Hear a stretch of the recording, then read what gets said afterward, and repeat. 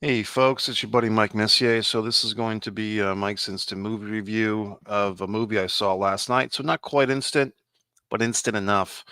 The Retirement Plan, Nicolas Cage movie 2023. First off, should you see this movie? Should you not? I'm going to say that depends on who you are and what your tolerance is. If you're a Nicolas Cage enthusiast, or apologist, I'd say, yeah, go ahead and see it. If you like Nicolas Cage, it's a good vehicle for him. I wouldn't even call it a vehicle. It's a good showcase for Nicolas Cage for what he's capable of, what he's good at. If you like, kind of action films, you just like the fighting, the action, the gunplay, yeah, go see it.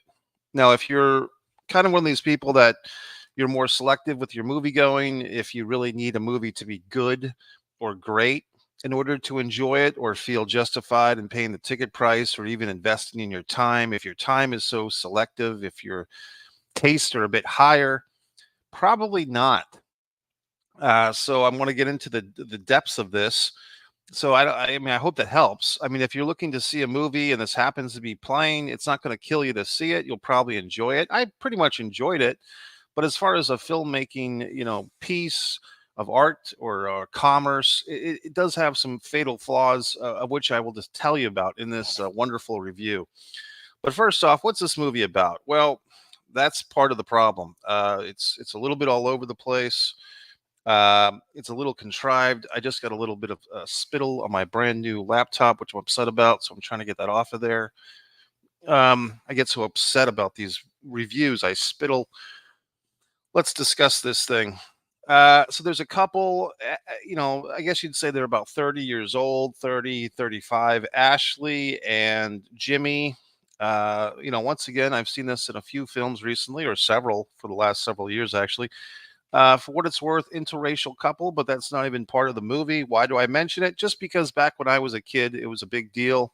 If you saw an episode of Different Strokes or something like that, where they had an interracial relationship, that was the whole plot of the whole show. These days, it's common, which is fine. It's just nice. So we go into this movie.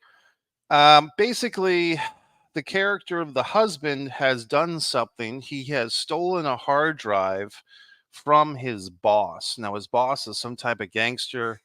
The movie begins kind of like in the middle of the action, which is an interesting choice, but I think it might have been the wrong choice. Basically, Ashley, the wife, is driving the getaway car. Jimmy comes out with a buddy, and the opening credits are still going on. Jimmy comes out with a buddy who's been shot. He's bleeding. Jimmy leads his pal into the backseat of the car.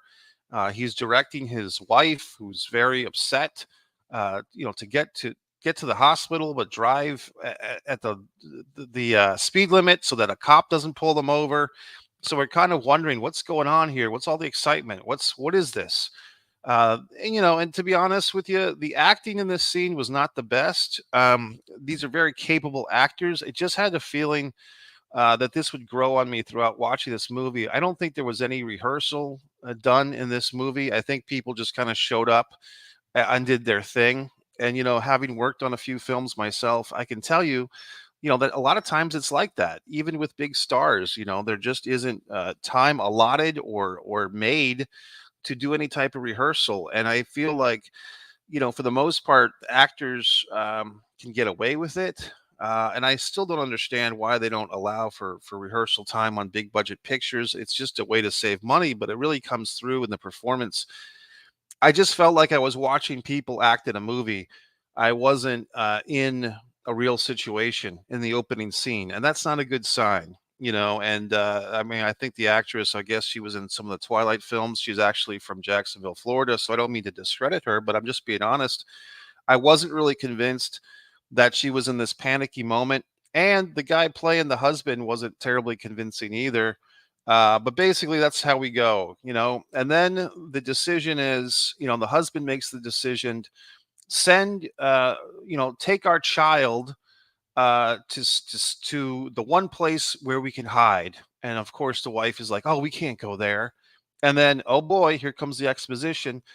But your father's in the Cayman Islands, and certainly he'll help us out. So I mean, there's this whole thing in this movie that exposition, characters conveniently telling each other stuff in dialogue that's going to help move the plot forward. Yes, pretty much all movies do this to an extent, but this movie was really pretty on the mark about spelling things out. So, wifey goes home, wakes up their darling daughter. Now, this actress, the young child actress, was really good in this thing. Trying to find her name for you, but the little child actress, Thalia Campbell, who played Sarah, 9 or 10 years old, whatever she was very good, very convincing. Mommy wakes her up, takes her to the airport, sends her on a flight to the Cayman Islands, and guess who's grandpa? Nicolas Cage is playing grandpa. And of course, he's a drunk and a derelict, and he sleeps on the beach, and he lives in a hut, and he doesn't have any fresh food with the little girl, and blah blah blah. Meanwhile, Jimmy, the husband's getting his ass kicked, and he's getting his ass kicked by the bad guys, which they actually use that term throughout the fucking movie. The movie is very lazy, and at times this cartel or this infrastructure of mobsters. Initially, we see Jackie Earle Haley, and he's bald in this film, which is fine. No offense to that. But Jackie Earle is one of those guys that, for a few minutes, I'm like, is this Bryan Cranston? Who am I watching here? This guy has actually been around forever. He was in the Bad News Bears movies. He had the long, mullet-esque hair, the short kid who played the pitcher, I think, in the Bad News Bears. And then he kind of went away. He did a movie that I really liked. I think he was in I'm just remembering this now, Breaking Away. The four guys, Dennis Quaid and the other guy, the guy that was the voice of the Wonder Years and Home Alone, and some other guy.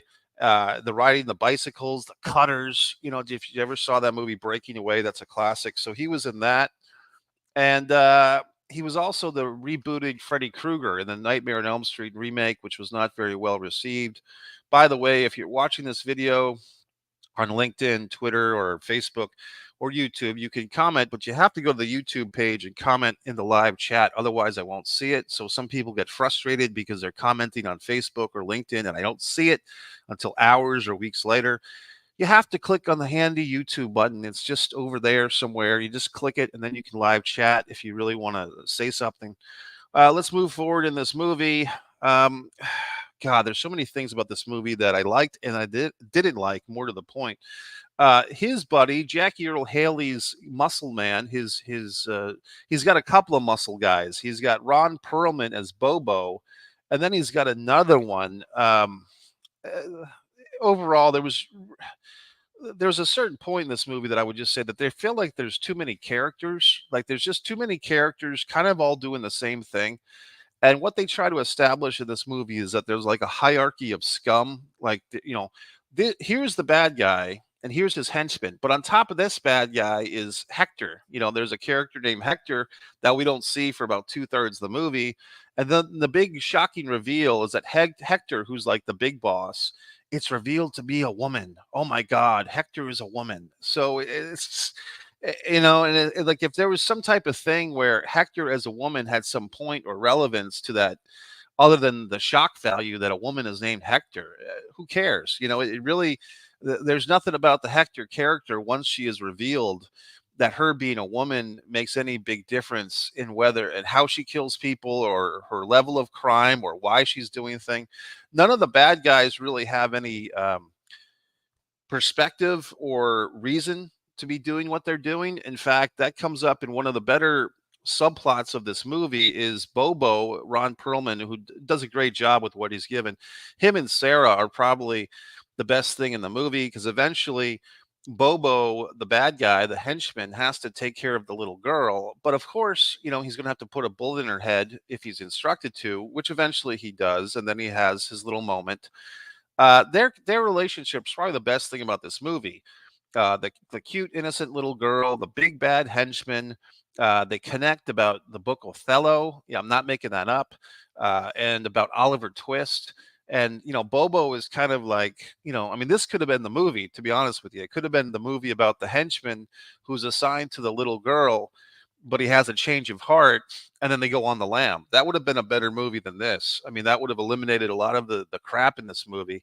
What's some of the other crap? Like I said, you just have layer after layer of of bad guys. You know what this reminded me of? It's like if you've ever tried to cook something and you're not a good cook, and rather than just like if you start a dish and it kind of sucks, and then rather than just starting over or just throwing it out, you just start adding like salt, and then you add some pepper, and then you add some cauliflower or some spice or something, and then you just add a layer of mustard and some fudge icing. I mean, if you just keep adding stuff and adding stuff, the meal does not get better, it gets worse. And that's pretty much what happens in this movie, The Retirement Plan. They just keep adding more and more crap. Um, Basically, characters and subplots just keep getting added to kind of cover up the fact that the movie doesn't really know what it's doing. And I'll give you some examples of this. First off, the way that the characters, most of the major characters, are introduced in this movie is that they'll be doing the movie's going along, and then freeze frame, and then close up on that particular character, and then we zoom in and we give the name of the character in some type of exciting font with graphic. Okay, I believe that was first done that I can remember. I think it was Lock, Stock, and Four Loaded Barrels. What was that, the name of the movie from 25 years ago? Lock, Stock, and Four Loaded Barrels, or whatever. And I'm sure that other movies have done that before, but it's a technique that's kind of played out. As a matter of fact, when I was watching this movie, The Retirement Plan, I kept thinking to myself, this movie, it doesn't even feel like a ode or a ripoff of Quentin Tarantino's Pulp Fiction. It feels like a ripoff of the movies that ripped off Pulp Fiction. I mean, if you remember that, after Pulp Fiction came out in 1994, there was 2 Days in the Valley. There was Kiss of Death. There was all these kind of gritty noir films that tried to like take advantage of the whole Tarantino hype, and they did things with time breaks and story structure and all these exciting elements that people hadn't thought of before, apparently. But a lot of them were just kind of middle. They were kind of also rans, as it were.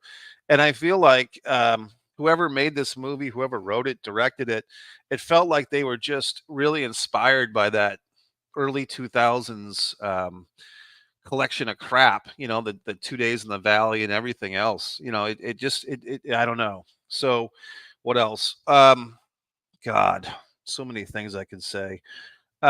Just a lot of elements in this movie, like, okay, for instance, what do the bad guys do? What's their business? Well, first of all, there's this hard drive that Jimmy, the husband, has stolen from his boss, right? Donnie. But we're never really told what's on the fucking hard drive. We're never really told what type of business these criminals are involved in. There's a phone call where a character named Lynn Whitfield, and I didn't recognize her until the movie was over, but Lynn Whitfield's on the phone, and she's basically saying, "Oh, this group is involved in everything: drugs, human trafficking, uh, money laundering, like basically every hot topic crime you can imagine. This group is involved in. Although we don't really see them do much of any of this stuff except for shoot people over this hard drive, and then we wander around this movie. We have a roundabout, as the Australians would say, for 2.5 hours, or an hour and 47 minutes or 43 minutes. But we never find out what's on that hard drive now, do we? I don't think that the writer or the director or anybody really knew what was supposed to be on the hard drive or what was supposed to be the criminal activity in this movie. I think they just kind of, made the movie. Rick Fox, interesting, the former NBA champion for the LA Lakers, is in this movie. Nice to see him. I always thought he was a pretty good actor. And he was on the show Oz for several seasons. And I just listened to an audiobook about the Lakers, which was fun.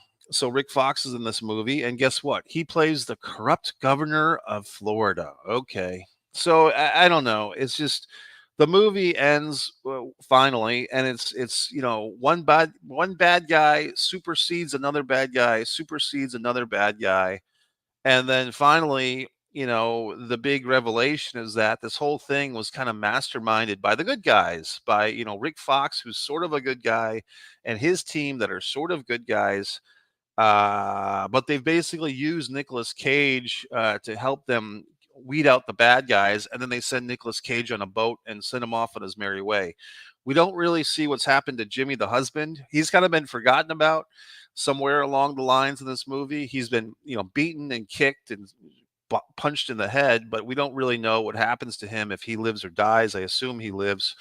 There's also another scene where another woman has done Hector wrong. This woman, and I guess this scene was just thrown in there just to show us how evil Hector is, because she's basically got this employee who's stolen $12,000 from her, and she shows this woman the woman's husband being thrown off a boat and basically threatened, if you want your three daughters to live, now that I've killed your husband, you'll do as I say. So it's like, okay. So I mean, there's a lot of needless death in this movie, blah blah blah. And look, I'm not a prude. I like a good action film, something like Arnold Schwarzenegger and Commando. Sure, you chop off somebody's arm, who cares? But at some point, there was the real problem with this movie is really the beginning of it. They don't give you any what's called the moment before. They don't show you any sense of normalcy or any sense of character development with these people to make you actually care about anybody. Not Ashley, the wife, not Jimmy, the husband, not Nicolas Cage as the grandpa. I mean, the little girl kind of gets by on just the fact that she's an adorable little kid and she's caught in over her head. Obviously, she's, 8 or 10 years old, but the other characters, you don't really have much sympathy for them. I mean, the husband and wife of Jimmy and Ashley keep lying to everybody that they don't know where this hard drive is. Meanwhile, they've got guns to their head. Their child is being threatened. The child's life is being threatened, and they're still trying to hold on to the hard drive. I mean, at some point, wouldn't any normal mother say, "Hey, I put the hard drive in my kid's backpack. Let me go get it for you"? But she's gonna try and fight to the death, so to speak, to keep onto this hard drive. Also, isn't that kind of a cliche by now? It's 2023, and the hard drive they're talking about is like a little, thumb drive. And we never find out what's on the thumb drive. We never find out what its power is.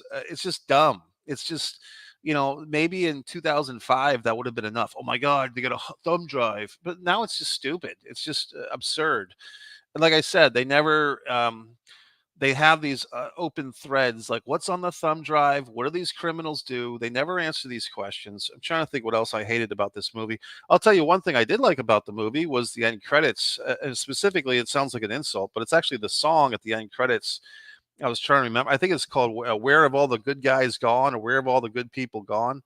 It was a good movie song to end the movie. Like I said, despite myself, I did enjoy watching this film. I was kind of looking forward to when it would end, but I think this movie really gets by on the power of the casting. Whoever cast this movie, did a good job. You know what it also felt like? Did you see that Nicolas Cage movie last year or a year and a half ago or whenever the hell it was, where Nicolas Cage was basically playing Nicolas Cage, and I think he's actually brought onto an island, and there's like some rich guy who wants to, buy Nicolas Cage for the weekend. This movie, The Retirement Plan, felt like a movie that was being parodized in that movie. Do you see what I'm saying? Like that movie was making fun of other Nicolas Cage films. This movie felt like a film that should be being made fun of, as far as like cliche ridden action, quirky Nicolas Cage films. The Retirement Plan felt like a parody from that Nicolas Cage parody film. So, but the end song credit was really good. I don't know what else to say. I mean, that's pretty much it. I mean, I would say Ron Perlman's definitely the standout in this. The little kid actress, Sarah. Everybody else just kind of struggles with the material. They do the best. Oh, here's another thing. I'm like I said, I swear a lot. You know that about me. But the word "fucking" comes up a lot in this film, and it's just kind of thrown into every sentence. And when you start seeing a movie and every character is saying "fucking, fucking, fucking," you know that the dialogue is crap, and that the actors are trying to compensate for the crap dialogue by just swearing through the dialogue, as if every time they say the word "fuck" or "fucking," it's going to improve the crappy dialogue and thinly written script. Well, it doesn't. It just exposes it. The other thing I've been getting on about recently is the line, "Are you okay?" And how many fucking movies say the line, "Are you okay?" Well, this one kind of did variations on a theme. They had like, "Is he okay? Is she okay?" But eventually they broke into the "Are you okay?" and "I'm okay." It's not okay. When you have to put the sentence "Are you okay?" in a movie over and over again, it means that the writer's not very good. and so on and so forth. So somehow this movie got made. Somebody approved this thing, somebody invested in it. I'm sure they're all very happy. The Cayman Islands looks nice. I mean, they keep telling us how hot and uncomfortable it is, but it still looks nice. So there you go. I mean, I don't know what else to say about it. I'm looking at the IMDb page to see if there's anything else I can pick apart. I don't think so. I mean, it was what it was. So there you go. Mike Messier, one Mike Messier is this channel. I was trying to do this under 20 minutes, but I failed. So I'm off to a shitty start to my life. Oh, Ernie Hudson. How could I forget? So the minute you see Ernie Hudson in this movie, you know he's not going to live, and he's playing the same fucking Ernie Hudson role, the buddy. I think I just saw another movie this past summer where Ernie Hudson was in this movie. I think it was the one with Kate Beckinsale and her father, and everyone's got these fathers now that become grandfathers and take care of these grandchildren. But I think Ernie was in that one too, and he's always the friend who's the good loyal friend who gets shot. Like they always bring in Ernie Hudson to get sacrificed. Like, hey Ernie, we're going to hire you for 2 days. You come in, you have a little exposition scene where you tell one character about how the other character tried their best, and then you get shot. But you put up a good fight. Maybe you take out a henchman or two. And in fact, they do a little thing in this movie where Ernie Hudson's character, he's not even, they don't even have his character name on the IMDb page, but Ernie Hudson's character tells Ashley, this is the part of the movie where I tell you that your father tried his best. And he actually says that, so they're trying to be cute. They're trying to be quirky, but once again, they're just exposing how frail and thin and derivative this script is. Okay. So there you go. I guess you could say, well, gee whiz, Mike, it sounds like this is a steaming pile of dog shit. Well, oddly enough, I still enjoyed it because, like I said, the actors that they brought in, Cage, even Ernie, I think really Ron Perlman, he shows his professionalism. The daughter, the little kid daughter, anyway, Sarah. I mean, I think they all did their part. They all tried. I mean, they basically, you bring in a less than great script and you pepper it with some good actors, and they bring some life to it. So hail, hail, rock and roll. Good job to the actors. I've also been seeing this movie poster going around for a horror film called Thanksgiving, as you may or may not care. I actually made a short film titled Thanksgiving basically 10 years ago at this point, but not that anyone's given me a goddamn recognition or any type of commission. But you could watch that over on One Man and a Camera Films. If you want to see more of Mike's Instant Movie Reviews, they're here. If you happen to be a pro wrestling and or sports fan, One Pro Wrestling and Sports fan. And finally, if you like to see my wonderful art, one artist, Mike Messier. My books are on Amazon. You can look up Mike Messier, Fight or Play Basketball, Distance from Avalon. That's about it. So I've said my piece. This movie has its issues. It has its flaws. It's oddly enough still enjoyable, but don't expect much from it. It's not. It's not an improvement on the action film genre or the comedy genre. It's just more of the same. But oddly enough, it's appealing. Okay, have a good one.